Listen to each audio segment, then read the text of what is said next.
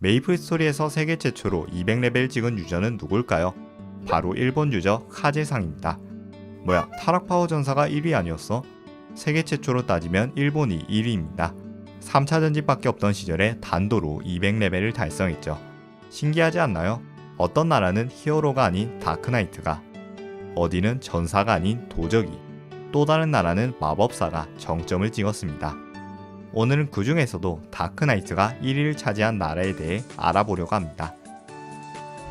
한국에 타락파워 전사가 있다면 글로벌엔 또 다른 전사가 있다. 글로벌 최초로 200레벨을 달성한 유저 팽블레이드. 서버는 베라, 직업은 다크나이트. 지금도 많은 유저들이 기억하는 전설의 유저입니다. 그럼 팽블레이드가 어떻게 200레벨을 찍게 되었는지 그 과정을 간단히 살펴보죠. 글로벌 서버는 2005년 5월 11일 서비스를 시작했습니다. 시작은 조금 늦었지만 그만큼 장점도 많았죠. 3차 전직이나 루디브리언 같은 주요 콘텐츠가 빠르게 업데이트됐고, 무엇보다 본고장인 한국 서버의 정보를 그대로 참고할 수 있었기 때문에 성장하기에 훨씬 유리한 환경이었습니다. 그렇다면 초창기 글로벌 전체 랭킹 1위는 누구였을까요? 한국에 아시안느가 있었다면 글로벌엔 타이거라는 유저가 있었습니다. 직업은 바로 용기사. 정확한 시점까지는 알 수 없지만 타이거는 꽤 오랫동안 랭킹 1위를 지켜왔습니다. 2007년 8월 181레벨을 달성하면서 여전히 1위 자리를 유지 중이었죠. 그 당시 팽블레이드는 전체 랭킹 3위에 위치하고 있었습니다. 참고로 글로벌 서버는 한국과는 조금 다른 점들이 있었는데요. 예를 들면 연말 한우카 이벤트에서 얻을 수 있었던 겔트 초콜릿, 공격력 플러스 120에 각종 능력치까지 올려주는 말도 안 되는 사기 아이템입니다. 이때 한국 서버에서 얻을 수 있었던 도핑템이라고 해봐야 공격력 8 올려주는 탁구약기 정도였죠. 전사의 물약 쓰던 시절에 갑자기 공격력 120 올려주는 아이템을 추가해버린 건 대체 누구 아이디어였을까요? 물론 이벤트에서만 나오는 아이템이니까 넘어간다 쳐도 비슷한 수준의 사기템이 하나 더 있었으니 바로 웨딩 빌리지의 원조 아무리아 파티캐스트에서 나오는 오닉스사가 10분 동안 공격력과 마력을 무려 100 올려줍니다. 대신 최소 2만원 하는 결혼 티켓을 구매해야 하고 파티캐스트 입장 열쇠는 6시간마다 리필됐습니다.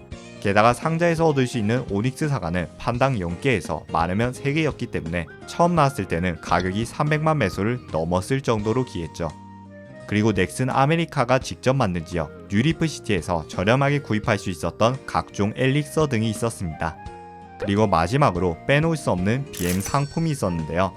바로 2007년 6월 12일 글로벌 캐시샵에 등장한 경험치 2배 카드입니다. 한 달 동안 유지되는 카드가 무려 19,000원. 딱 봐도 가격이 저렴할수록 기간이 짧았겠죠. 그리고 특정 시간대에만 2배가 적용되는 걸 보면 일본 서버의 경험치 티켓 시스템을 그대로 가져온 것으로 보입니다. 랭커들은 레벨업을 위해 경험치 카드를 거의 필수로 구매했을 테고, 보스를 빠르게 잡기 위해 오닉스 사과도 적극적으로 활용했을 것 같네요. 다시 본론으로 돌아와서 타이거는 2007년 8월까지 오랜 기간 랭킹 1위를 지켜냈지만 그해 11월 팽블레이드가 마침내 타이거를 넘어서며 전 서버 1위 자리에 오르게 됩니다. 넘어설 수 있었던 가장 큰 이유는 타이거가 갑작스럽게 활동을 멈추고 자취를 감췄기 때문이죠. 소문에 의하면 그는 해킹을 당해 캐릭터를 삭제했다고 합니다. 하지만 본인이 직접 남긴 말 한마디 없이 조용히 사라졌기에 타이거는 끝내 신비로운 유저로 남게 됐습니다. 마치 한국의 아시안느처럼 말이죠. 두 사람 모두 캐릭터를 삭제하고 전설로 남았습니다. 그렇게 타이거가 랭킹 경쟁에서 빠지게 되면서 팽블레이드는 본격적으로 말렙을 향해 달려가기 시작했습니다. 당시 기준으로 최종 4연터는 루디브리엄 최하층, 그리고 아쿠아리움이 있었지만 여기서 의외의 사냥터가 하나 더 있었습니다. 바로 일본 버섯 신사의 월화중림. 2006년 6월 28일 일본 서버에서 업데이트된 월화중림에는 산미호나 물도깨비가 아닌 전혀 다른 몬스터가 있었습니다. 바로 타마무시 히메. 레벨은 100, 체력은 68,000, 경험치는 3,200을 줍니다. 2,800을 주는 루디브리움의 팬텀워치, 3,000을 주는 아쿠아리움의 샤코와 비교하면 타마무시 히메가 체력은 많지만 경험치는 훨씬 더 많이 준다는 걸 알 수 있습니다. 이 몬스터는 한국에선 몽롱귀신이라는 이름으로 더미 데이터만 남아있죠. 추가되지 않은 이유는 공격 모션 때문이라는 말도 있지만 진짜 이유는 따로 있었습니다. 맵이 일자형에다가 몹젠이 말도 안 되게 좋았거든요. 워낙 사기적인 맵이다 보니까 많은 고레벨 유저들이 이곳에서 사냥을 하기 시작했습니다. 비록 한국 서버에는 몽롱귀신이라는 몬스터는 없었지만 이 맵 자체는 굉장히 인기가 많았죠. 하지만 결국 이곳은 매크로들의 성지가 되어버렸고 1년 뒤 이를 견제하기 위해 대나무 무사라는 매크로 방지 몬스터가 추가됩니다. 일본에서는 이런 사태를 미리 막기 위해서였는지 처음부터 필드보스를 함께 배치해 두었는데요. 이름은 탱구, 레벨은 115, 체력은 무려 3,500만입니다. 만용 체력의 약 10배 수준이죠. 그런데 이 탱구가 필드보스 치고는 너무 강력했어요. 사냥하러 왔다가 탱구에게 한 방 맞고 그대로 쓰러지는 유저들도 심심찮게 볼 수 있었죠.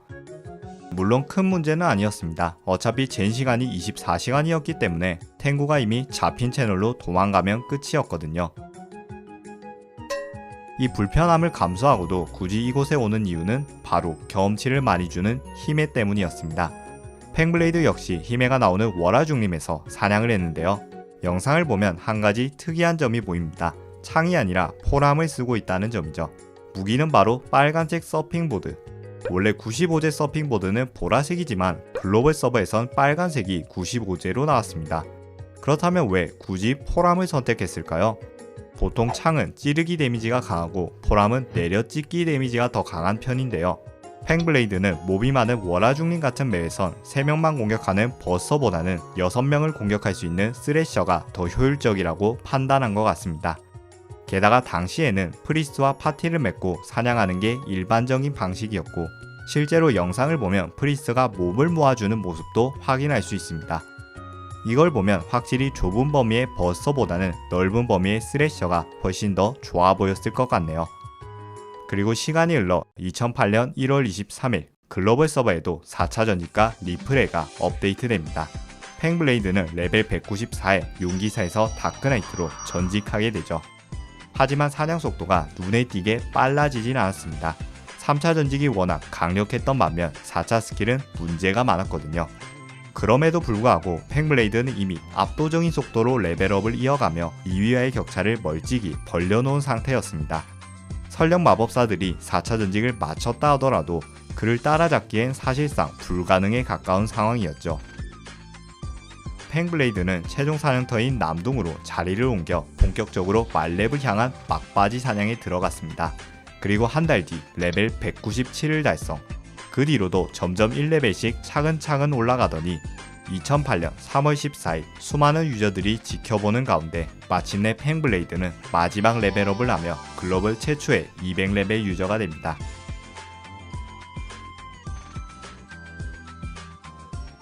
아까도 말했듯 팽블레이드를 따라잡는 건 거의 불가능한 수준이었는데요. 그런데 같은 해 5월 8일 아크메이지 썬콜 커리이즈 핫이라는 유저가 두 번째로 200레벨을 달성합니다.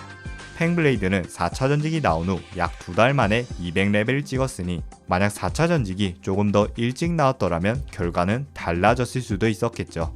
어찌 보면 팽블레이드는 타이거와의 경쟁에서도 그렇고 운있게 따라줬다고 볼 수 있습니다.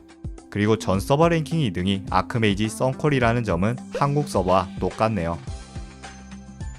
글로벌 최초로 200레벨을 달성한 팽블레이드는 페리온 전사의 성전의 NPC로 남게 됩니다. 코디를 따로 하지 않은 모습 역시 그의 아이덴티티를 잘 보여주는 부분이죠.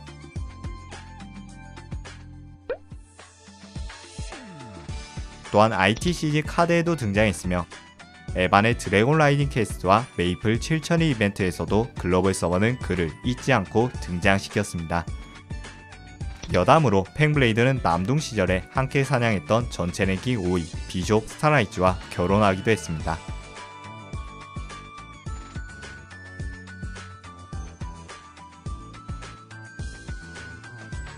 그리고 200레벨을 달성한 이후에도 모습을 종종 드러냈죠. 글로벌 메이플 최초 200레벨 유저 팽블레이드 이야기 어떠셨나요? 영상이 볼만했다면 구독과 좋아요 한 번씩 해주시면 감사하겠습니다.